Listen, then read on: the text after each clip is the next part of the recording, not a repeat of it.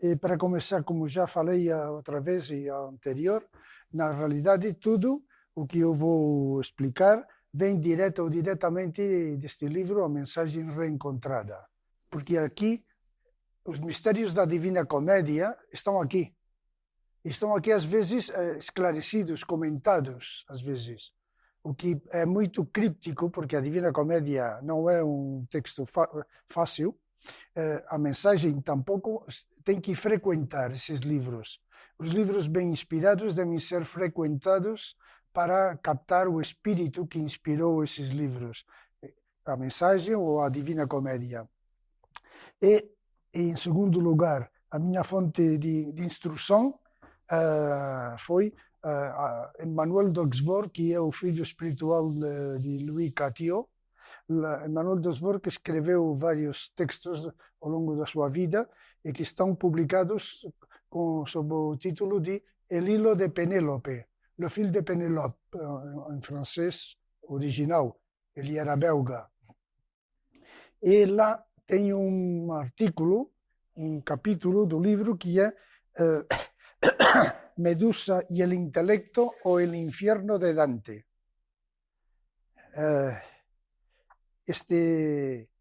São 6 páginas, talvez, mas aí, em 6 páginas, ele dá as chaves para compreender toda a Divina Comédia, segundo eu. Para mim foi assim. Então, ele simplesmente comentou essa passagem, que vem a Medusa e vai nos paralisar, vai nos ficar como cerâmica, como esmalte em francês, como esmalte, porque é uma visão, a má visão da experiência iniciática que pode atrapalhar tudo.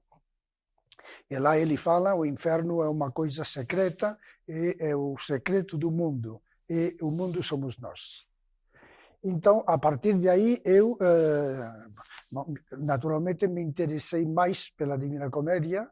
Já tinha lido René Guénon, que falou aqui, escreveu um tratado, mas muito incompleto e algumas coisas... bom, é uma interpretação da René Guénon. De outra parte, é sempre interessante. René Guénon sempre é interessante. Bom, o Sacro Poema de Dante. A Divina Comédia, como estava dizendo, é uma obra, uma poesia, são 14.000 versos, em 3 partes, 3 cantos: Inferno, Purgatório, Paraíso, 34, 33 e 33 cantos, 3 partes. É como... de fato, é uma autobiografia iniciática. O que ele viveu. Ele estava escrevendo, enfim, e de repente, já nos últimos anos da sua vida, ele escreveu, deixou tudo para se consagrar a esse grande poema hermético iniciático que é a Divina Comédia, que se chamava A Comédia. Mas seu coetâneo, amigo, contemporâneo, Boccaccio, autor do Decameron, ele falou, olha, não é comédia, é Divina Comédia, porque isso é a inspiração do Espírito. Isso não é humano no que você fez. Isso vem de onde vem essa Divina Comédia, do verbo nele que dicta. Como ele diz, num verso ele fala claramente, eu falo o que me dicta, ele não fala verbo, porque tinha o problema da Inquisição, na Itália e na Europa em geral, não a Inquisição de queimar bruxas, como todos temos, era mais sutil. E nem tão terrível, nem tão perigoso. Mas estava lá. Então, ele fala, os meus versos são inspiração divina, finalmente. Portanto, toda a Divina Comédia é 14.000 versos falando dessa experiência sob diferentes aspectos. As personagens, como em todos os livros inspirados, estão ao serviço do relato da história sagrada esta que está contando. Porque, às vezes, a Beatriz, às vezes, é a Dama Celeste, e muitas vezes, quase sempre, é a Dama Encarnada. Essa Virgem encarnada que é Beatriz, que é a Virgem Maria, mas também tem um aspecto masculino, porque na realidade nós fazemos compartimentos, mas ela e o fruto que é o verbo são três aspectos de um estado final que começa com uma purificação, uma purificação, começa no inferno. E bom, vamos ver isso um pouco mais devagar. É uma coisa muito esquisita. Eu não conheço nenhum tratado, nenhum comentário, digamos, hermético, alquímico, esotérico da Divina Comédia. Até 1842, que Gabriele Rossetti, que nasceu na Itália no século XVIII, morreu em Londres, que ele escreve um tratado muito bem orientado, e que ele diz, o título é La Beatrice di Dante, assim, publicado em 1842. Ele morreu no 54. Antes dele, o filho de Gabriele Rossetti, que foi pintor, é um dos fundadores da Irmandade Pré-Rafaelita. Isto é, um grupo de pintores esotéricos ingleses que reivindicavam a pintura anterior a Rafael, e a escultura, a arte pré-rafaelita, considerada mais tradicional. Então, Gabriele Rossetti, ele escreveu que a linguagem da Divina Comédia é absolutamente alegórica, e diz: a alegoria é uma verdade oculta sob uma bela mentira. Começa assim, já na página 35. Então, ele esconde o quê? Uma ciência oculta, a qual Pitágoras deu o nome de filosofia.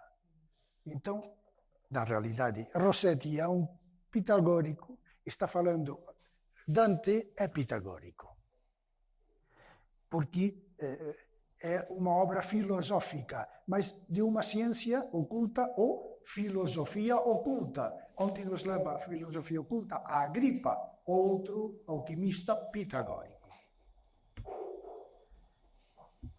Então, essa ciência oculta fala do quê? Como mensagem encontrada, da nossa regeneração.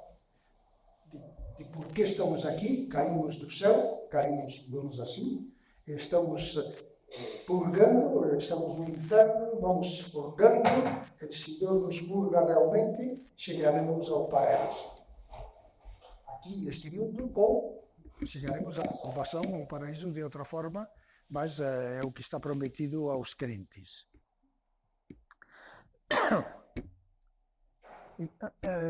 E Rossetti vai, digamos, comentando passagens, versos da Divina Comédia. Ele fala do intelecto. O intelecto é Beatrice. E o intelecto é o número 9. Aí temos pitagorismo. E, na Vida Nova, Dante diz que a Beatrice lhe convém o 9, porque é o nome do intelecto, o número do intelecto divino. O 9 é final da série. Não se pode ir mais além do 9. Você volta a 1. O 10 é 1. Então, como ensinou Pitágoras e a tradição hermética, o 9 é Deus. O 5 e o 9 são os números mais a representam. a Deus, porque o 9, você multiplica ele por qualquer número, a soma sempre é 9. 9 por 2, 18. 9 por 3, 27. 2, 5, 7. 9 por 4, 36. 6 e 3, 9. 9 por 9, 81. 1 e 8, 9. Ele não some nunca, como Deus. Ele se joga na criação, se multiplica, se emulsiona na criação e se recolhe. Sempre 9. Então, o intelecto divino é a alma do mundo, é Deus, o Criador. E Beatrice é uma encarnação do Deus Criador, do Espírito Santo encarnado, digamos, em termos cristãos. Então, Guénon, que sempre vale a pena considerar o que ele diz, ainda que tem que cribar, ele diz a respeito de tudo isso: de Pitágoras a Virgílio e a Dante, a corrente da tradição não se quebrou na Itália. Pitágoras, Virgílio, o mestre de Dante, e Dante. Então, a tradição é pitagórica, mas ela toma diferentes aspectos, vestes, indumentárias, vocabulários, línguas, mas no fundo está esta tradição pitagórica, que é universal, mas que o referente, primeiro e mais importante, é Pitágoras. Isso você vai vendo na história da tradição alquímica hermética. Pitágoras está em todos os textos alquímicos, bons textos alquímicos, desde a Turba dos Filósofos, que é um texto grego, talvez do século VIII, e foi traduzido ao árabe, e chegou na Europa em árabe e depois se traduziu ao latim, a Turba Philosophorum. A maioria dos textos árabes são, na realidade, de origem grego, da alquimia grega. E falam de Pitágoras. Então, de Pitágoras a Virgílio e a Dante, a corrente da tradição não se quebrou na Itália.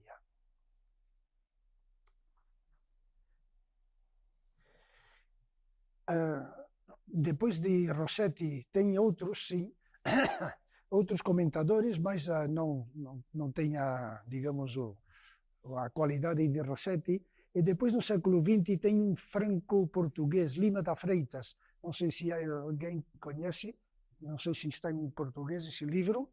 Le lieu du miroir. Está em francês, nem em espanhol.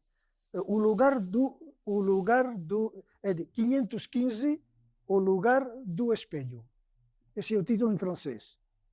515, Le lieu du miroir. Publicado em Paris, Alban Michel, em 1993. Faz 30 anos.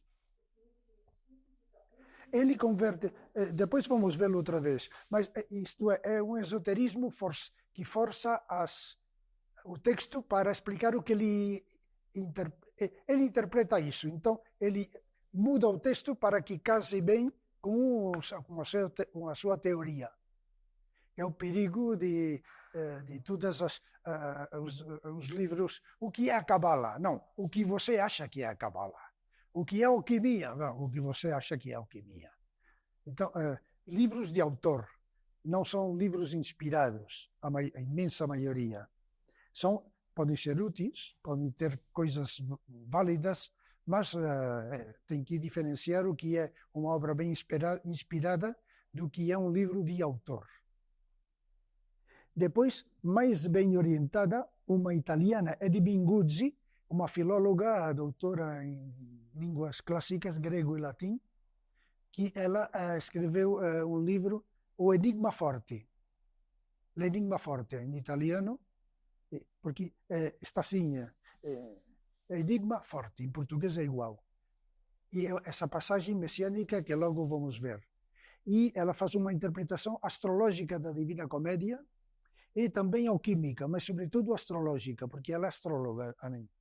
É uma mulher, deve estar ainda viva, esperemos, porque uma grande erudita, ela conhece muito bem a Divina Comédia, os textos antigos, os gregos clássicos, Olha, ela fala dessa gente como meus amigos belgas, que falam latim e grego, como agora, melhor do que agora estou falando português. Eddie Minguzzi. Eddie Minguzzi. Está em espanhol. El Enigma Fuerte. Está em espanhol.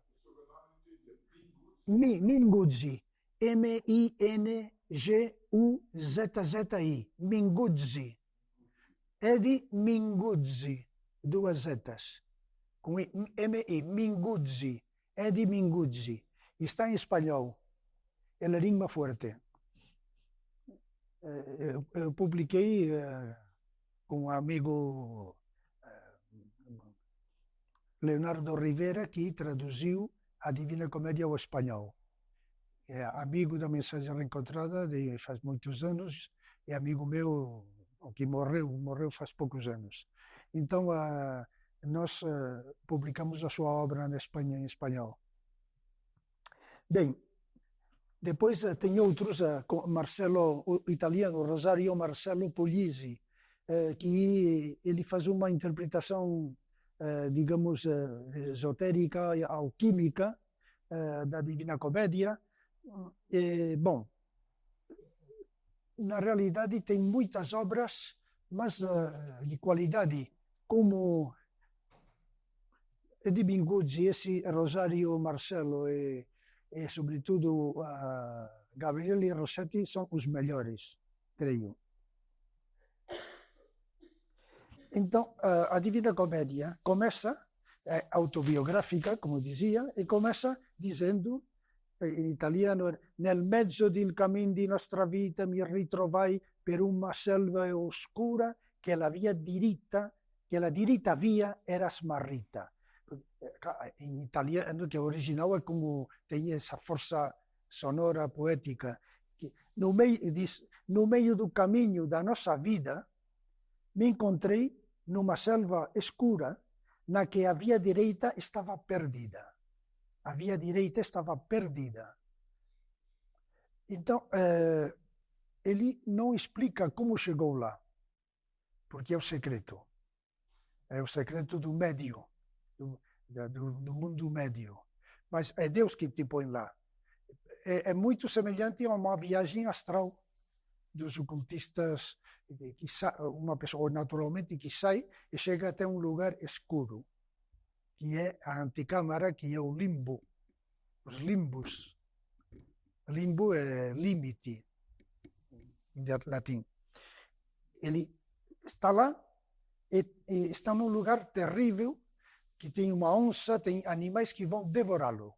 Ele está no que os cabalistas chamam o Sheol, o inferno, é um inferno que está em nós e que está fora de nós. Aqui é o mundo da noite, de uma noite escura, que para começar, é terrível. Não é a noite escura da alma depois, quando se atravessa essa faixa de terror, como diz Emmanuel Desbordes. Há uma faixa de terror que protege o segredo. Por isso, você pode ir fazendo viagens astrais as que quiser. Se o Espírito Santo não está lá, nos limbos, para te iniciar, para te abençoar, você volta e, esteve num lugar onde pode morrer. Tem muitas histórias, porque é o fio que une você, sua centelha, com o corpo astral que saiu, é muito fino. Se alguém com um ferro, uma ponta, se pode cortar, você morre. Então, são os secretos do ocultismo, enfim, dessa gente que sabia que tem um lugar onde se você pode receber o dom de Deus. Mas, claro, é Deus quem decide e não você. Ele se encontra lá. Mas, naturalmente, quando está como para ser devorado por esses animais, aparece o seu mestre iniciador, que é Virgílio, o sábio poeta Virgílio, o autor da Eneida, das bucólicas. Porque Virgílio sempre foi considerado um profeta pelo mesmo cristianismo antigo, porque ele, na sua quarta bucólica, ele fala que vai nascer um menino, uma criança, e conhece a tua mãe pelo riso. E esse riso é um símbolo da época da Idade de Ouro, que é a época de Saturno. Saturno convertido em século de ouro. Então, aí está esse poeta sábio para abençoá-lo. Fazia 700 anos, 800 anos que tinha morto o Virgílio, mas não importa. Não há tempo no outro lado. E os toujours vivants, como dizia Manuel dos Borges, sempre vivos. Os sempre vivos estão vivos. Estão vivos. E você pode invocá-los. Pode rezar, pode invocá-los. Então, chega... Não.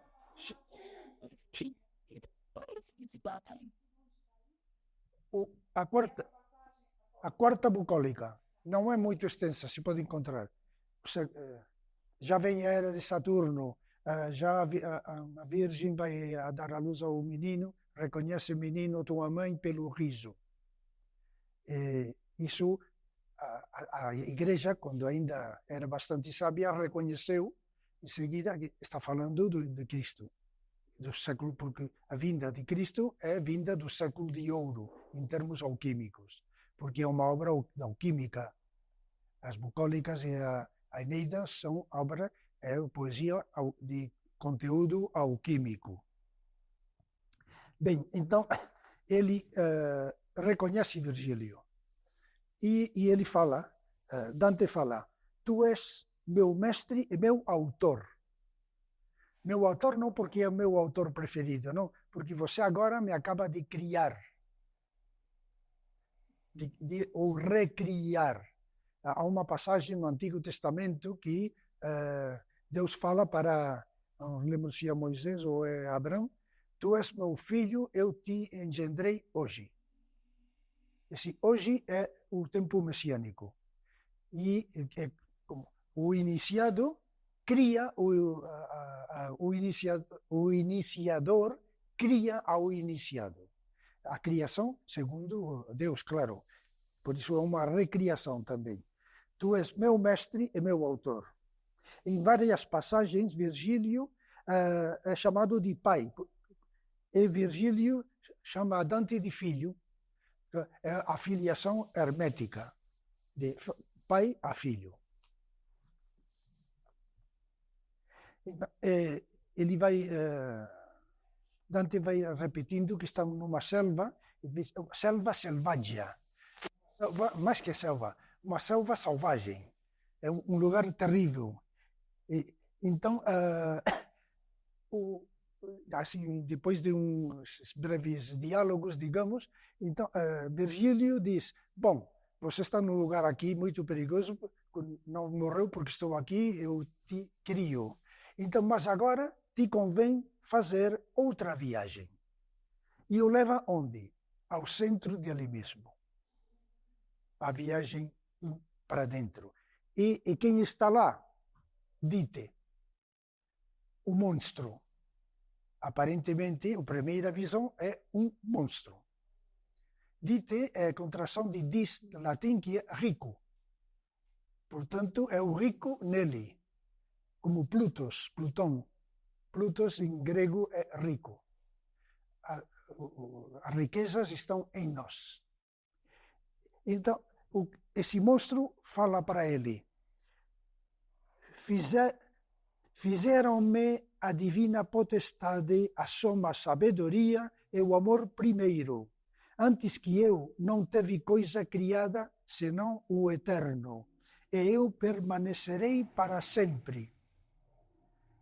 Então, é um monstro que diz que a divina potestade, a suma sabedoria e o amor primeiro, que é como Pai, Filho e Espírito Santo, em termos teológicos, isto é, Deus me fez, isto é, a minha origem é divina, por isso eu vou permanecer para sempre. É nossa centelha divina que nunca nasceu e nunca vai morrer. A experiência que está descrevendo Dante é que a primeira visão do nosso Deus é num estado que não imaginamos e que é terrível.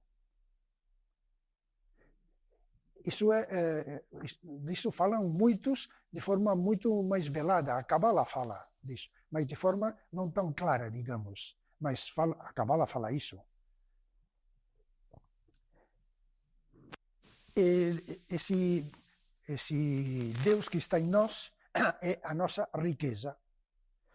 Mas ele agora está fechado, enfim, numa tumba, como dizia Platão e Pitágoras, e deve ser, digamos, deve recuperar seu estado natural, digo, o sobrenatural divino, seu estado puro. Mas do começo é terrível. E, claro, como ele é eterno, nunca nasceu e nunca vai morrer, as pessoas que não saem deste, se condenam, digamos, não podem sair da roda do exílio, ele, como é imortal, nossa alma é imortal, tem que se reencarnar e voltar ao inferno. Porque para ela é um inferno estar em nós. Mas o programa está bem feito, como já sabemos e falei muitas vezes. Félix culpa, dizia a igreja. Mas ele está agora no inferno porque não saiu. Todos nós somos repetidores de curso, digamos. Estamos aqui porque não saímos. Somos repetentes. Todos. Então, na realidade, aquela direita que estava esmarrita, que estava cortada, enfim, perdida, é recuperada por Dante. E onde está? Onde está essa via? Nele. E a via que vai começar, a partir daí vai começar a sua regeneração e ele vai explicar, bom, todas as desgraças, todas as coisas terríveis do inferno, muito mais do que o Antigo Testamento, a maioria dos livros revelados, uma descrição muito terrível, mas também de uma beleza incrível. É ao mesmo tempo muito belo e muito terrível. O que está falando Dante é o inferno interior, onde está a sua riqueza, que é Dite. E ele é um gigante, é imenso, na concepção de Dante, e é chamado de Lúcifer. E aí tem uma confusão que chega até hoje, todos os esotéricos aqui na Europa. Lúcifer é Satã. Não. Lúcifer não é Satã. Lúcifer, literalmente, luxfero, portador de luz, fósforos em grego. Foros, portador, luz. É o que porta a luz. Ele não é propriamente a luz, mas ele é suporte do corpo de luz. E é ele, é Dite. Porque ele mesmo vai se converter num corpo de luz. Então, por isso, Dante chama ele de Lúcifer. Ele porta a luz de Deus. Sim. Ele é o portador da luz. Não, porque sem a luz do céu, sem a iniciação, essa luz não, primeiro, não atua, a lâmpada não se acende. A lâmpada, ele tem é a lâmpada, mas não está acesa, digamos assim. Então, deve ler bem devagar como Dante sai desse inferno para ir ao purgatório no final do 34, 76, 139. Ele parece que está subindo, mas está descendo e se encontra com cabelos. Vale a pena lê-lo porque é muito críptico, mas muito interessante. Então, finalmente, ele sai por um buraco e vê as estrelas. E as três partes da Divina Comédia sempre terminam com a palavra estrela. Ele escreve, Dante, se tu segues a tua estrela, chegarás sem falhar ao glorioso porto. Glorioso porto. Isto é, ao corpo de glória, ao corpo de luz. Mas você tem que seguir essa estrela. Evidentemente, é a estrela dos reis magos, que não era exterior. Os reis que são três, que são um, que devemos ser nós, e que nos leva, seguindo a nossa estrela, nos leva ao nascimento de Cristo. Porque uma estrela, que chama de estrela, porque é um ponto de luz numa grande escuridão. A imagem exterior, ponto de luz na escuridão. É o mesmo, mas dentro. Nessa escuridão misteriosa, nessa noite, se vê, tudo começa com um ponto de luz. Esse ponto de luz vai crescendo, até se convertir em corpo de glória. Em outra passagem, já no paraíso, ele diz: ó gloriosas estrelas, ó luz prenha de grande virtude, a qual eu reconheci dever tudo o meu engenho. Então, outra forma de falar do Deus nele, de Beatriz. A essas estrelas eu devo, mas são gloriosas estrelas. Eu devo tudo o meu engenho. Por isso, Boccaccio diz, não, olha, isso é divino, não é humano, não é uma comédia, porque comédia, na dramaturgia grega tradicional, antiga, tem a tragédia e a comédia. O comos é a tragédia. Tragédia em grego é cortejo do macho do boi, do bode. Cortejo do bode, que é cultos de Dionísio, as tragédias, que ocultam o mistério também. Os autores dramaturgos gregos. E o comos é o contrário, é a festa. O comos era uma festa onde pública e é um cortejo do falo. E era o comos, e era para rir. Então as mulheres se vestiam com muitas flores e tinha uma procissão de alegria, porque era o comos. Então Dante escolhe esse nome para a sua comédia. Está falando da regeneração, claro, não da tragédia. A tragédia sim está no inferno, claro, mas citando a Dante diz: lo so, il mio dire non è con una simple luce. Eu sei que o meu falar não é mais que uma simples luz, uma estrela. Essa luz, comenta Emmanuel de Oxford, essa luz está no inferno, calada, se purga no purgatório e se contempla no paraíso. É a mesma luz. E está dando as chaves para compreender, de fato, toda a Divina Comédia. Beatriz, a beleza. Claro, Beatriz é a mulher é a beleza, a Virgem sempre é a alusão à parte mais bela em nós. Tem um aspecto feminino, mas tem também um aspecto masculino, porque é o mundo da unidade. É pai, filho,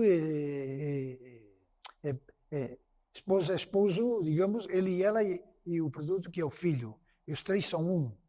É o trium, que diz Conrad. Trium. Ela é a sua musa, é o verbo que inspira ele, às vezes é a musa celeste que inspira, às vezes é o verbo que dicta nele. E a imagem da divindade que se apresenta nele. E primeiro é Virgílio que guia, mas depois Virgílio some e agora é a Beatriz. Na realidade, são aspectos de um processo, é tudo um processo.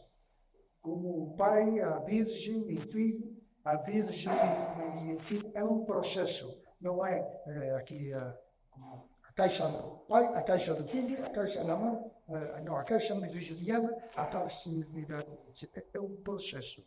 E não há nem antes nem depois na Divina Comédia, como na Torá, como no Evangelho.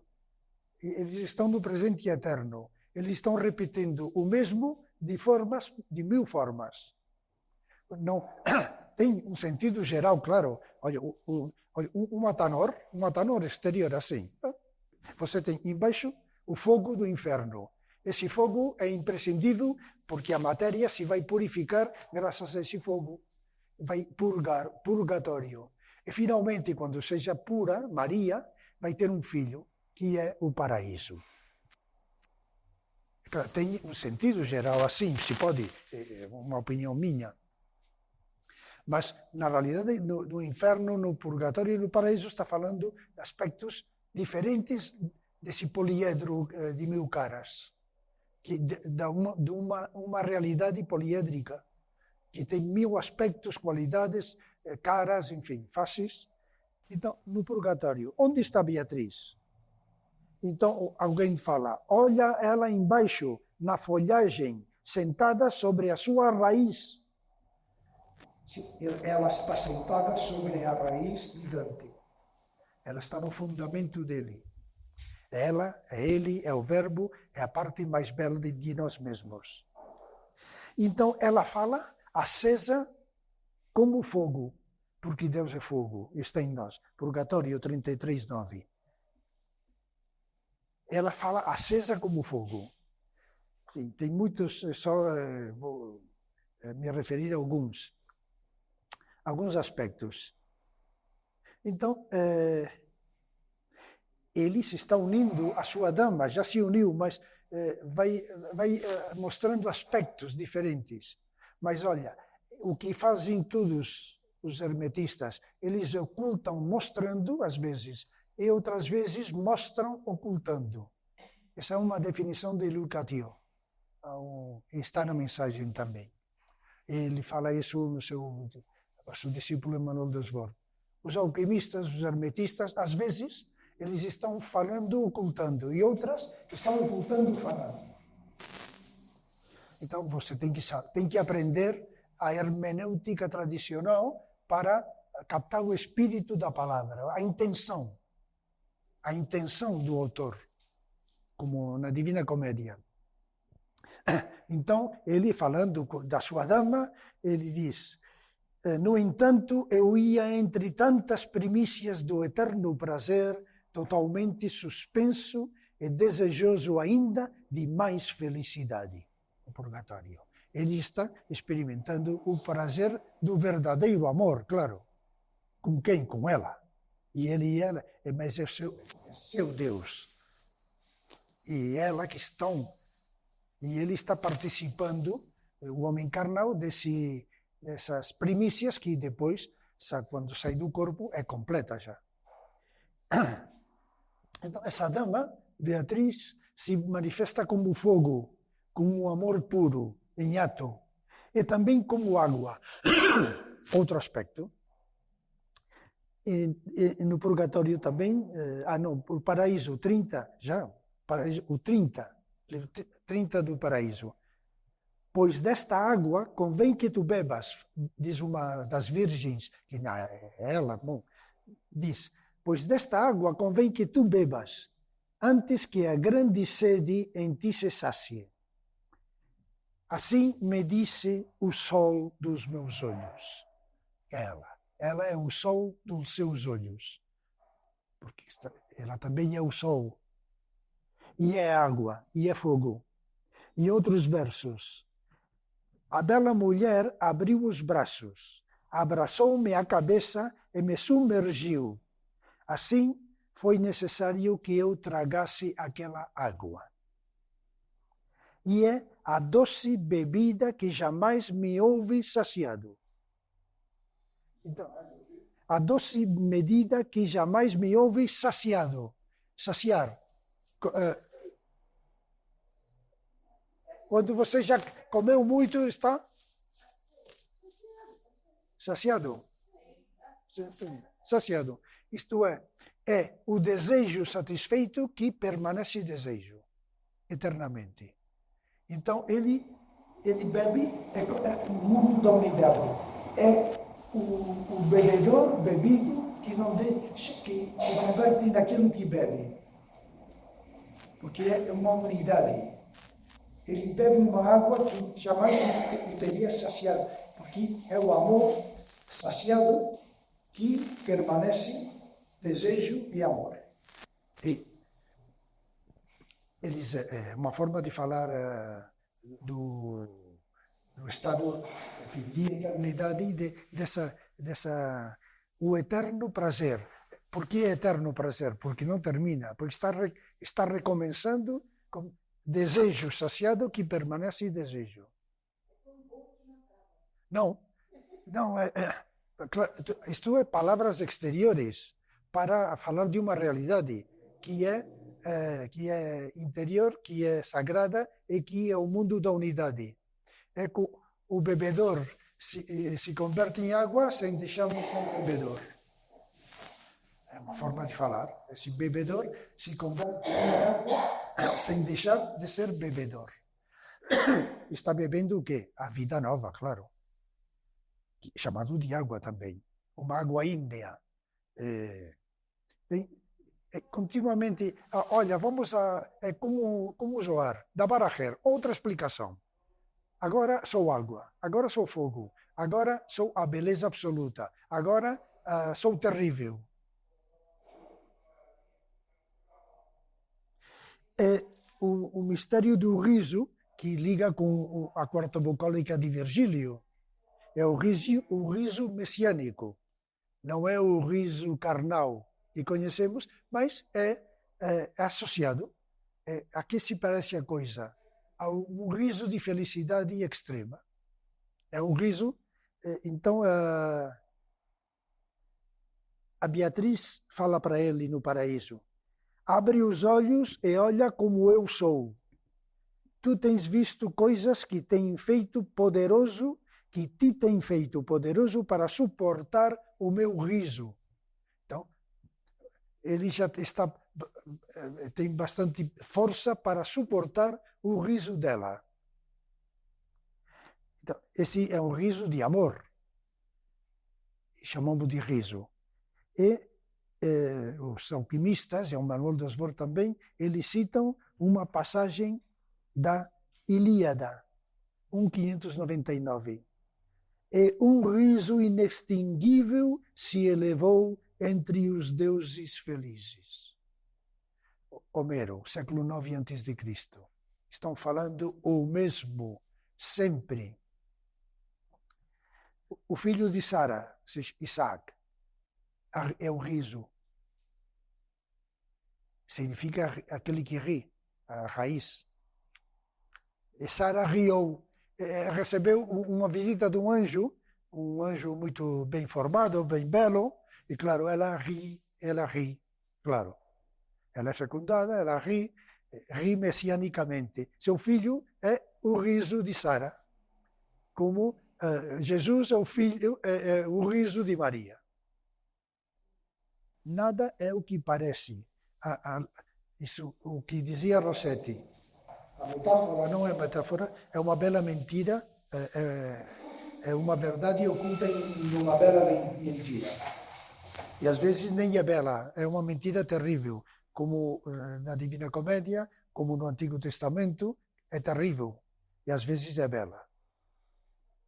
O riso é o próprio de Deus, a tristeza é o próprio de Satã, digamos, da parte escura da nossa vida. Então, é tudo a alegria, a luz. O riso é o próprio de Deus. A luz, a alegria, o riso. Então, é bem fácil de discernir o que é bom e ruim neste mundo. Deus é chamado de generoso. Sejamos generosos. Deus é chamado de luz. Olha, brilhe com o dia você. Não se afogue nas suas preocupações. Eu tenho muitos problemas. E Satã é o que ele quer. Te pôr na angústia. Na verdade, é o nome de Satã. Angústia, Satã é nome hebraico. Te pôr na angústia, na depressão. E assim ele te pega. Ele te possui. E você não sabe por que tem isso. E não sabe como sair. Olha, vai para Deus. pode tomar pastilhas, claro, pode fazer, enfim, o que seja. Mas, olha, pastilhas, se fala pastilha, esses comprimidos, enfim, como antidepressivos. Olha, na Europa tem como 100 milhões de adictos aos antidepressivos. Então, é o que é Satã, claro. Satã quer isso. Que você não cure jamais. É como a medicina, um aspecto. Outro é muito bom. Da medicina alópata. Que você é um doente profissional. Eu sou o médico profissional, eu sou a empresa farmacêutica profissional que ganha sempre. Isso é o mundo. Isso não tem remédio. O remédio está na direita. Na via direita, que estava esmarrita, na via direita de Deus. Então, um exemplo no meio tem exégesis que faz Dante. De uma passagem, por exemplo, uma passagem muito conhecida pelos alquimistas, de Mateus 11 e 12, e seguintes, que diz: desde os dias de João Bautista até agora, o reino de Deus sofre violência e os violentos o roubam. Que, olha, é absolutamente alquímico, hermético. Não tem nada a ver com o bonzinho de Jesus e tudo, não. É alquimia. É tradição hermética. É a experiência de Dante, que por isso ele coloca aqui essa passagem de Mateus, porque eu explico mesmo, mas de outra forma. E ele faz esse comentário. Regnum caelorum violentia pate, o reino de... Porque a Vulgata era o livro, digamos, a Bíblia oficial era em latim, São Jerônimo. O reino de Deus sofre violência de cálido amor e divina esperança que vencem a divina vontade, mas não vencem como o homem derrota o homem, senão que a vence porque ela quer ser vencida. E sendo vencida, vence com a sua bondade. Comentário de Dante, perfeito. O reino dos céus sofre violência de cálido amor e divina esperança que vencem a divina vontade. Mas não vencem como o homem derrota o homem, senão que a vence como ela quer ser vencida, porque ela quer ser vencida. E sendo vencida, vence com a sua bondade. Olha, perfeito. Incrível. Está falando... Mas, claro, você lê Mateus, roubar o céu, sim, claro. A alquimia chinesa falou o mesmo. É uma historinha que publicamos na Puerta faz anos. O rico e o pobre. O pobre que tem um amigo rico, enfim, não vou falar agora porque saímos de... Bom, a passagem messiânica que comentou Lima da Freitas e que é muito misteriosa, que é o enigma forte. A profecia do enigma é um enigma forte. Onde está o enigma forte? Em nós. Forte, duro, seco. Então, tem que ser dissolto. E ele chama-se enigma forte. E a passagem, que é Purgatório 33, não é o final do paraíso, não. É Purgatório, final do Purgatório, canto 33.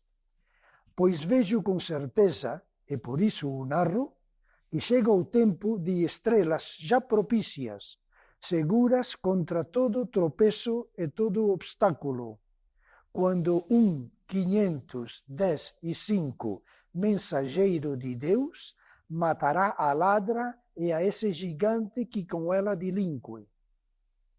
E talvez minha narração escura, como a de Temis e a da Esfinge, te persuada pouco, pois à sua maneira obtura o intelecto. Mas em breve os fatos serão as náiades e resolverão o enigma forte, sem danar as ovelhas e as colheitas. Aí está explicado outra vez tudo.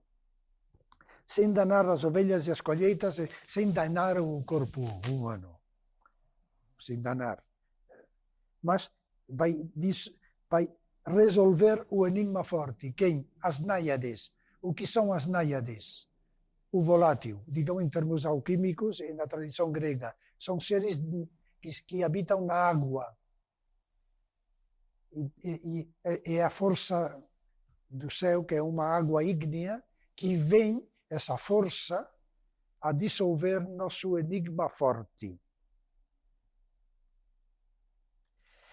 Então, o primeiro que vemos, olha, o mensageiro de Deus, que é Virgílio.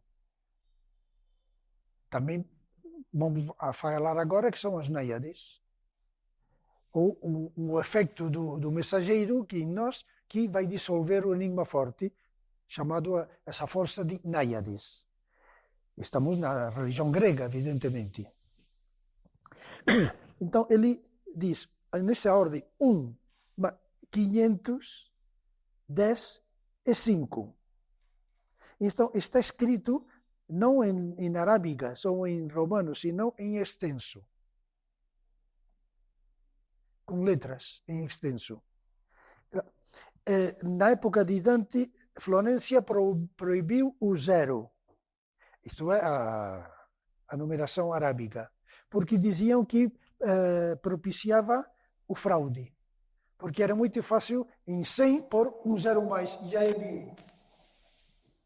Essas coisas da época, bom. E Florência, a sua cidade, proibiu o 0. Porque o 0 era conhecido já na Idade Média. E Fibonacci, o criador da série, enfim, da frequência de Fibonacci, que é o número áureo, 1,6, ele divulgou na Europa o 0, mas ainda que era conhecido. Finalmente se aceitou, claro. Claro, isso é em 1299, e Dante escreve a sua Divina Comédia de 1300 a 1321, o ano em que morre. Então aqui não há dux, nem há 515, não. 515 o espelho, por quê? 5, 5, 1. 5 espelho de 5. Mas é uma operação intelectual que remete a uma realidade interior da Virgem. A Virgem em nós será o espelho. Speculum justitiae, diz as litanias católicas. Espelho da justiça. A justiça é Cristo. É o justo, o Zadik. Ela é o espelho. Por isso a mulher é o espelho. E não é gratuito essa tendência à mulher a se contemplar mais e se preocupar mais que o homem, o espelho. Porque ela é o espelho dele. Porque ele se contempla nela e se conhece. Porque ela é seu espelho. Isso é uma realidade interior hermética.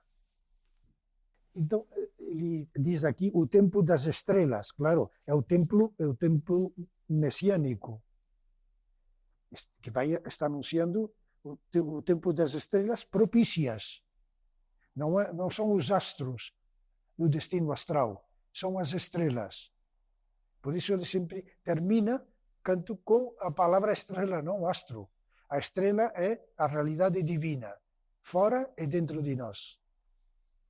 Estrela, na Cabala, eles comentam, Manuel dos Vor também, quando Deus fala para Abraão, tua descendência será numerosa como as estrelas.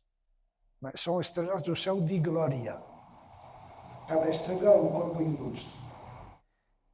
Outro aspecto, diz quando esse mensageiro de Deus matará a ladra, é esse gigante que com ela delinque. É o corpo, o mundo nosso ventral, sexual, psicoemocional, é o gigante e a ladra. Somos nós, o homem carnal. deve matar. O mensageiro, esse que é 1.515, vai matar hermeticamente não é matar, como entendemos, é purificar, fixar, purificar. Então, essa parte carnal nossa deve ser purificada. Por isso vem as náiades, que vão resolver o enigma forte. Porque tem esse outro aspecto em nós, que é uma coisa, um secreto fechado, é seco, é duro, e produz o quê? Produz o homem carnal. Porque Deus está como animalizado, digamos. Então se projeta como capacidade de geração, sim, mas animal. O mundo emocional, o mundo mental, a razão superior, mas finalmente carnal, digamos. Não é a divina, não é a inteligência divina, não é o sexo divino, é a parte animal, que deve ser dissolta ou deve ser morta. Por isso vem as náiades. Pedro, pode fazer um paralelo ao enigma da esfinge? Sim, por isso. Por isso ele fala. Talvez minha narração escura, como a da Temis e da esfinge, te persuada pouco. Porque é o mesmo. Está falando. Aí está o enigma. Qual é o enigma que já falamos? É o homem interior, o Deus em nós. Esse é o enigma. Esse é o enigma forte. Porque está fechado, seco, forte. Parece morto. Depois, a visão primeira é terrível, mas é dissolto, tudo isso. E finalmente... dissolvido. É dissolvido. Assim, claro, é bom. É dissolvido. E o mensageiro de Deus é chamado de 515, numa ordem que não tem, mas é o mensageiro de Deus. Então, se você elimina essa série numérica, não muda nada o texto. Por que estão aí? Por alguma coisa, claro. Então, na mesma Divina Comédia, a cifra 500 é citada em outra passagem que diz: assim, pelos grandes sábios se confessa que a ave fênix morre e depois renasce quando o 500º ano se aproxima. O 500º ano se aproxima. Isto é, o 500 está relacionando com o renascimento do ave fênix, que é Cristo, que renasce das suas cinzas. Essas cinzas da tradição hermética, é Maria, porque ela está o sal da vida. O sal é o corpo, e o corpo é ela. E na mensagem da reencontrada, um versículo que diz: eis-nos aqui como uma cinza que Deus não desdenha de fecundar e de levar à perfeição da sua paz. Compreenderás o amor do Senhor pela sua criatura nascente, que é Cristo.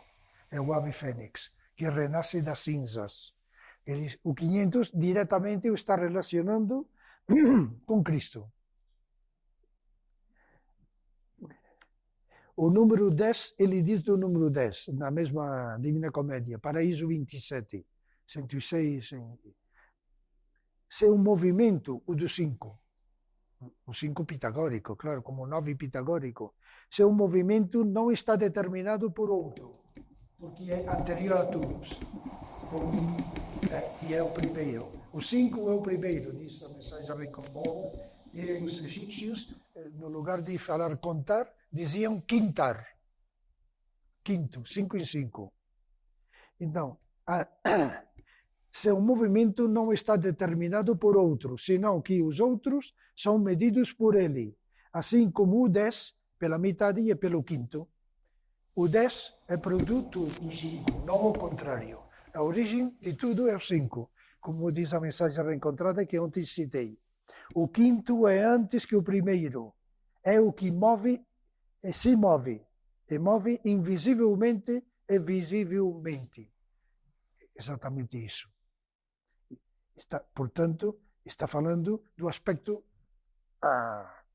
universal, desses 5 que é a alma do mundo. E o 5 é o homem. Sim, regenerado. Regenerado. O 5, penta, em grego, e vem de pan, que é tudo. E esse 5 quintar, que é a origem de tudo, como diz aqui, é o que move e se move. Ele é o centro, o motor imóvel de Aristóteles. Ele dá força para ela, está no centro dela, e ela gira com ele eternamente e cria tudo no universo. O que não é divino é o divino simplesmente porque está emulsionado na criação. Então, e o 10, onde nos leva a década, claro, a década, a Tetráquis, que é a soma dos 4 primeiros números, 1 mais 2 mais 3 mais 4, 10. E isso é a década divina, que é a Tetráquis, que significa quatridade. Então, vemos que o 1 é evidente que é Deus. O 500 faz referência ao Messias, a Cristo. O 10, a Tetráquis, que é o mesmo. E o 5 é a origem de tudo. Então, é como tudo isso é o mensageiro de Deus. Como na religião cristã, o Pai, o Filho e o Espírito Santo são 3 em 1. Diferentes estados, qualidades e funções do único Deus.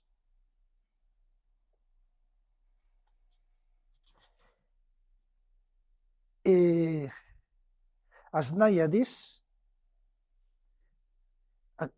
bom, são seres aquáticos, enfim. E a força das náiades resolverão um enigma forte, diz o Purgatório 33:50. Veja que a solução da coisa, a interpretação, você tem que buscá-la. Um está no paraíso, um verso está no paraíso, outro no purgatório, outro no inferno. Você tem que buscar em diferentes lugares da obra da Divina Comédia para compreender o que ele mesmo fala, por exemplo, das náiades. Ou 515, o 510 e 5. Esse enigma forte é Dite, é o nosso Deus, que está fechado, que é forte, e que as náiades dizem, resolverão o enigma. Resolver vem do latim solvo, solvere, dissolver. Dissolver é dissolver uma matéria dura. Isso em todas as tradições, em toda a linguagem hermética, solve coagula. Assim, tem que dissolver primeiro essa coisa dura, que é o enigma em nós, para que possa nascer a vida nova. Graças a quem? Ao mensageiro de Deus, 515, as náiades, que é a força do céu, que vai dissolver. Tem uma passagem, acho que é do Purgatório, em que Dante cita os geomânticos. Sim. Uma hora em que, Sim. acho que é o amanhecer, Sim. a hora dos geomânticos, eu não me lembro direito. Os geomânticos são o quê? É a hora messiânica, é os bons geomânticos que estão anunciando essa nova estrela, essa nova vida. Sim. Na Divina Comédia está tudo também. Tudo está na Divina Comédia. Dizia Manuel de Osborne. Tudo, está tudo. É uma grande beleza e um grande conteúdo. Imagens muito belas. Por exemplo, há um verso, ele diz: converte os remos, converte teus remos em asas. É muito lindo, remando na vida. Converte teus remos em asas. Está cheio de coisas assim a Divina Comédia. Da tradução do Fatima começa com Leonardo. Leonardo, sim. Sim, é a melhor tradução em espanhol. A melhor. E até tem né? No nacional. Sim. Ah, está esgotada. Talvez tenha algum exemplar. Está esgotada. Veja se a Amazon ainda se pode comprar. Divina Comédia. Sim. Editorial Olañeta. Olañeta, editor, Divina Comedia. Olañeta, editor, Olañeta en español, Olañeta, editor, Divina Comedia, traducción Leonardo Rivera. Sobre essa edição, é muito interessante dizer o seguinte, que, em geral, as traduções tentam manter as rimas. Então, tenta manter a rima em português, em francês e tal. Aí perde. E essa tradução, a vantagem dela é que ele não tenta manter a rima, ele tenta manter a fidelidade do texto. Isso é que é importante nessa tradução, né? Sim. A gente já sempre ouve falar que o Brant estava ligado a um grupo iniciático dos fiéis de amor. E Sim. naquela época tinha uma poesia sufi nascente cujos títulos têm muito a ver com fiéis do amor. Será que o Brant teve contato com o sufismo ou não? Digamos, poderia ser, mas não era preciso. Tem tudo desde assim Palácios, que quis vir nos Fideli d'Amore, uma origem islâmica sufi. Isso está também em outras obras, mas eu acho que não. Não porque as fontes de Dante são greco-latinas, basicamente latinas e bíblicas, nada mais. São herméticas, claro. Ele conhece a tradição de Ocidente e não precisa do sufismo para ser sábio, digamos, que é o discurso, digamos, de Assim Palácios e outros, também que até hoje, que até o Cervantes, como esteve preso em Argel, então ele contactou com o sufismo, porque o cristianismo é inferior, então, graças ao sufismo, e Cervantes escreveu o Quixote. E no fundo, o acadêmico está buscando digamos, quem copia quem, sempre. Onde está a origem? Quem copia quem? Não, é o único espírito que inspira o mesmo sempre em toda parte. Sempre é o mesmo. Então, o Fideli d'Amore tem a ver, claro, com o sufismo e com outras organizações iniciáticas. Tem a ver, porque sempre é o mesmo. Sempre é o mesmo.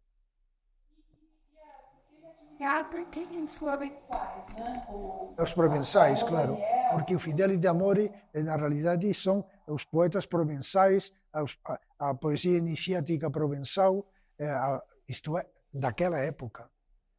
E, claro,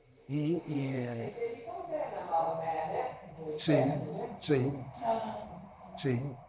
Ele não precisava falar de Maomé na Divina Comédia. Ignorar nada mais. Claro. Não pus Buda, por exemplo, Brahman, ou termos orientais, porque você, olha, a vida, leia, é importante ler, com a Divina Comédia, ler a Vida Nova. A Vida Nova. Porque lá fala do número 9, de Beatriz, é como chaves para compreender a Divina Comédia. Por exemplo, a história que saiu na Puerta, que tem a ver com o comentário de Dante de Mateus, que o reino dos céus sofre violência, os violentos o roubam.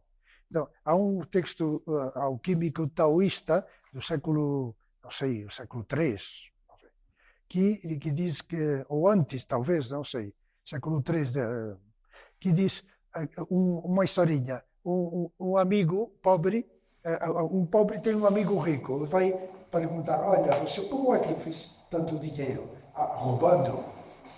Roubando, sim, roubando. Então começa a roubar. Vai roubando, termina aí na prisão. Bom, quando sai, vai ao amigo a reclamar, enfim. E o amigo fala, olha, você errou, não me compreendeu, não compreendeu as minhas palavras. Você tem que roubar o que pertence a todos, que é o céu, e não o que pertence às pessoas. Por isso, o reino dos céus sofre violência e os violentos o roubam.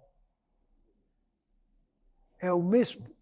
Então, se copiaram, quem copiou a quem? O Evangelho copiou a um texto chinês taoísta alquímico do século III.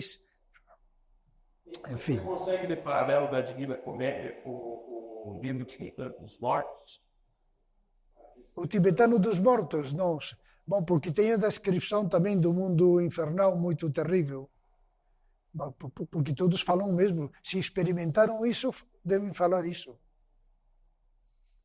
Bom, enfim, leiam, releiam, sobretudo.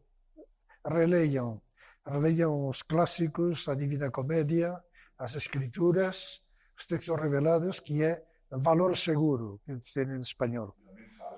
E, evidentemente, o que já comecei falando no começo, a mensagem reencontrada ensina a ler tudo.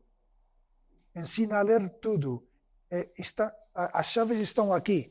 O exemplo que pus aí do número 5 é completamente o inferno. E fala continuamente do inferno. É do inferno onde nós podemos estar e esse pequeno inferno onde estamos agora nós. Por exemplo,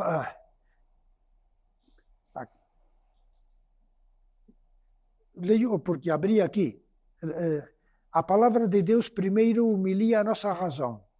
Depois comunica secretamente sua luz à alma antes de iluminar o espírito, se estamos atentos e perseverantes em nossa busca santa. Do que está falando? Do mesmo que Dante.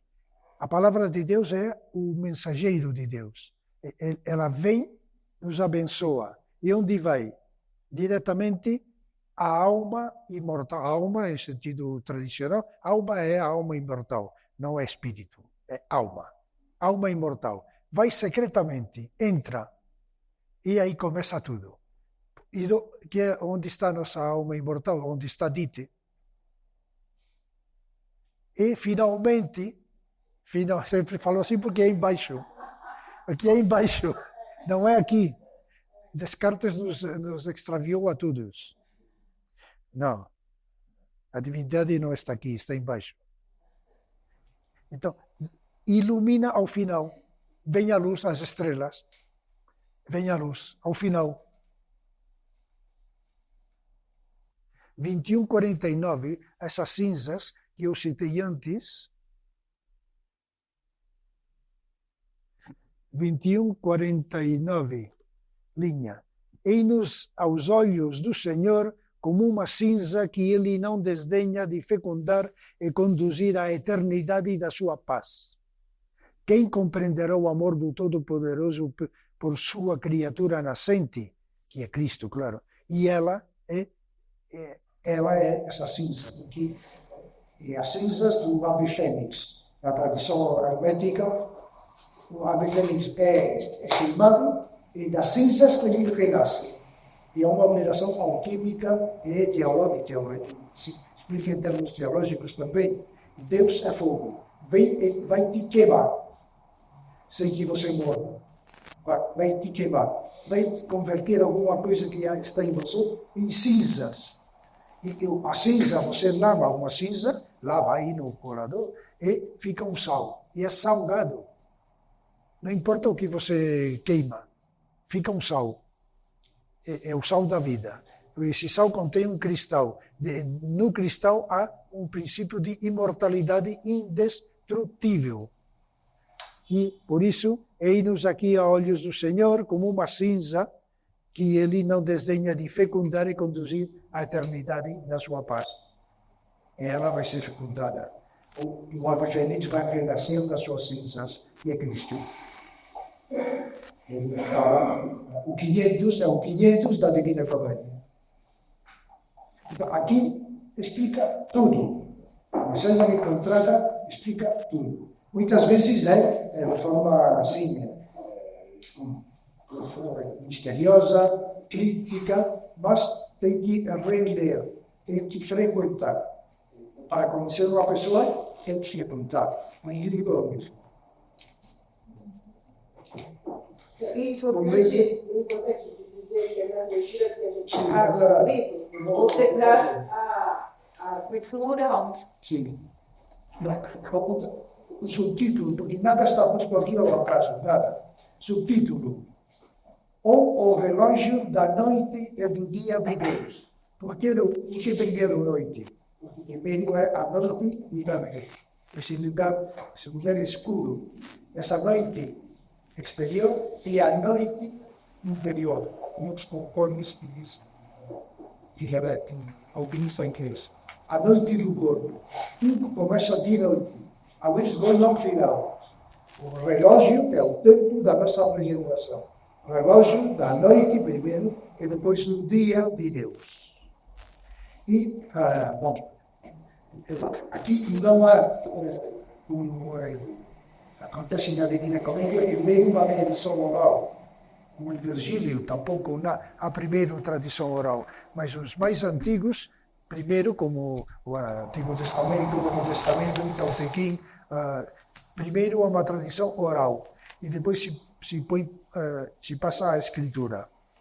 Aqui temos a vantagem, além de tudo, que é um francês do século XX, morreu no ano 53, e muito mais próximo do tempo e também no espírito. É um europeu, é um ocidental, não é em sânscrito, que foi escrito e traduzido, não é um Brahman, digamos, é um Brahman em ocidental. A mensagem reencontrada. Porque reencontrou o quê? Reencontrou a sabedoria única, a sabedoria universal. E escrita, não sei se vocês já todos conhecem, foi já escrita para abrir ao acaso e para ler, porque é muito denso. Está composta de versículos numerados, assim, duplo. 41 linhas, 42 linhas, 43 linhas. E tudo são sentenças, aforismos, textos breves, que falam sempre em fluir. As quartas-feiras tem uma leitura online, tem uma leitura nas quartas-feiras, o chat está anunciando a mensagem encontrada.com. Está anunciando a agenda, está a agenda nas atividades, textos e material. E vamos terminando. Para começar,